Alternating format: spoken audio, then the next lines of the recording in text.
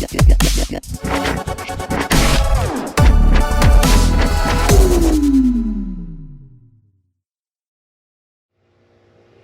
back to another episode of Torqued. Well, last episode you saw me install a quick performance nut Ford 9-inch rear end on that 65 Mustang Convertible. This week we're installing a set of Wilwood brakes on that same differential. So let's head out to the barn and get to work.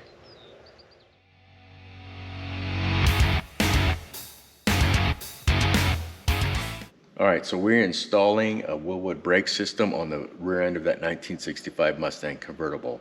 I'll put the part number in the description. Now be aware that is for a Ford 9-inch rear end. We got ours from Quick Performance. It was a beautiful piece, went in really easy, and we already installed the parking brake assembly. You have to put those on before the axle goes on. I will show, that is from a previous video, we'll show that little clip right after this.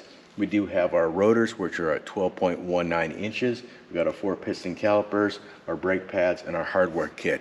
Really simple, straightforward installation. So let's go ahead and get started. All right, let's go ahead and install this rear axle. We are putting Wilwood brakes on the rear end of this thing. So this is the brake, or the inner brake for the parking. Actually, we're going to put this assembly on first, and I will show you guys the assembly of the rear brakes on the next video. It's going to be a pretty quick video for this. So we'll just put these on these T studs. And now we'll be able to slide the axle in. I do have gear oil on this axle just so it doesn't mar up the seal. Now this is what we're using to retain that axle. This comes with the kit from Wilwood. You can see it's kind of like a horseshoe, and the open end goes up. Like I said, the bearing retainer is supposed to be installed up. This is for the other side. It does have, you can see it has a lip on this. You can see that the lip goes in. This has to be against the bearing. That lip is going to be going inboard to press against that bearing. Make sure you put it that way. So we're going to go ahead and torque this down to 30 foot-pounds. Those are 3/8 bolts. That's the spec for it. So we're going to go ahead and set up and get those torqued. You want to make sure you do this kind of evenly, so I'm only going to put a little bit of pressure on each one.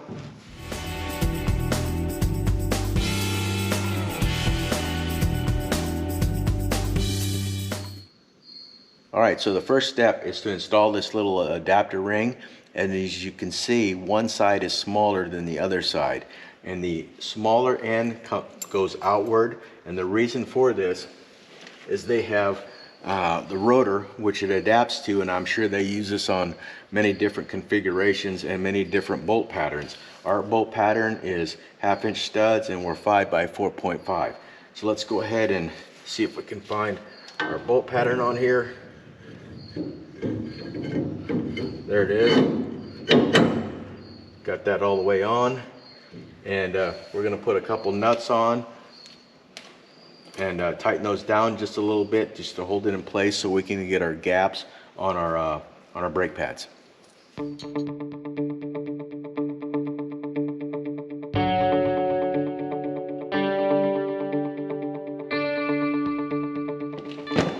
All right, let's go ahead and go to the other side. We'll duplicate what we just did, and then we'll start working on the calipers. Now also, make sure that you have the correct rotor. This is a unidirectional. There's an arrow on every one of these. It is pointing forward, so make sure you have the correct rotor for the correct side. All right, so this is always my favorite part of the installation of brakes, and that is to put on these calipers. These things always just look so cool, and it's the same process every time for these Wilwoods. Really simple. We'll get 2 of these bolts, put a washer on the head, hold them in. You want to start off with these thin washers. These are basically spacers. They're 35 thousandths a piece. You want 2 of these.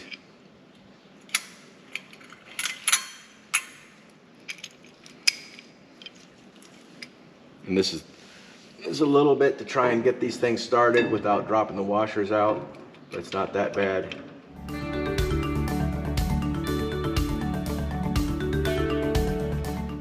We're going to go ahead and just snug these down. so we can take a measurement, see if our rotor is centered inside this caliper.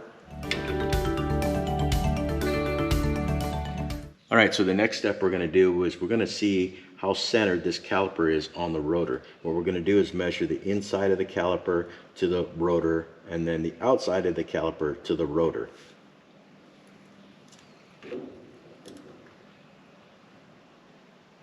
And we're at about 545 thousandths. That's on the inside of the caliper to the inside of the rotor, that gap there. And then the outside is about 515 thousandths. So you're talking a 30 thousandths difference, which means we're exactly where we need to go. Because if we move that 35 thousandths washer to the other side, now we're gonna just throw that distance off and put it on the other side.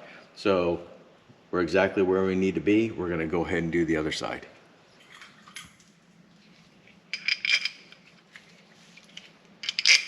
We're gonna repeat the same process on this side. All right, let's go ahead and measure this on this side. And that is about 570 thousandths. Let's go ahead and measure this side, this outer side, and that is 480 thousandths. So we're 90 thousandths off. That's quite a bit. So we're gonna have to remove shims from the inside, maybe even both of them, to try and pull it in this way. That would take 70 thousandths from that side, add 70 thousandths to this side. Let's go ahead and do that and try it again. All right, let's go ahead and try this again. Looks like we're at about 500, almost 30 thousandths. Let's see if we can go in this way. And this side, we're at 530 thousandths. So we're almost dead center. The one thing that we will have to change, and that is, when you look down, the bolt is going past the little insert for the bracket, and it's getting really close. It's supposed to be flush with that inside or really close to it. So we're gonna have to add some washers to the head of this bolt just to keep it out and keep it away from the rotor. We got 3 washers on there, so that's a little over 100 thousandths, 105 thousandths about.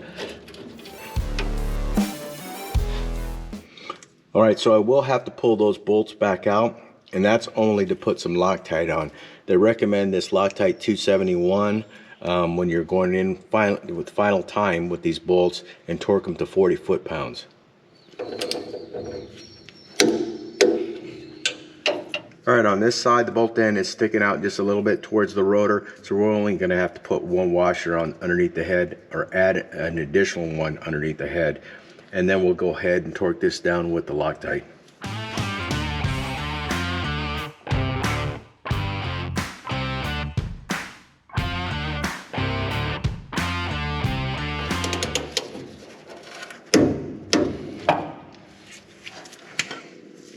Well, as you can see, I can't get the torque wrench on there on the head of that bolt, so I'm just going to use a ratcheting gear wrench. Usually my elbow cracks about 40 to 45 foot-pounds. Okay, installation of the pads, really simple process. So we're going to go ahead and take our Allen wrench, take off this retaining screw.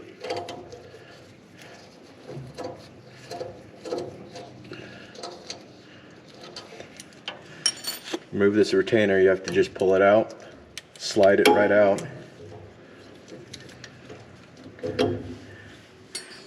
Get your 2 pads, slide them on both sides.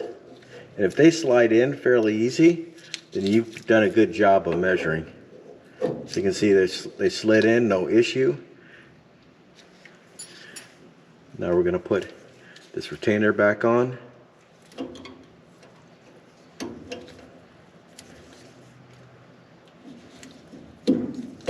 It goes through the pads.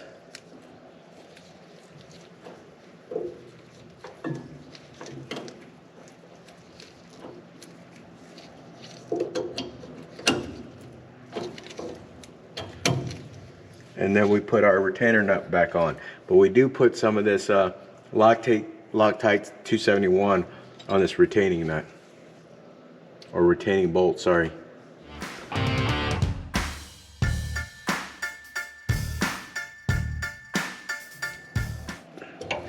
There we go. Now if you turn this, notice it is not rubbing at all, which is a great thing. Alright, so we completed installation of the brake pads here on this driver's side, and you can see it's really simple installation. I don't think it can get any easier than this, and the directions are really well written. You'll have no problem installing these things. So we're going to try and get some wheels and tires on this thing fairly soon. I hope we can, so we can get it on the ground and start doing some gapping on the bodies, on the doors, fenders, hood and trunk, and then we can start with the body work here pretty soon. So other than that, that pretty much wraps it up for this video. So I hope you guys enjoyed the video. I hope you learned something, and I hope to see you on another episode of Torqued.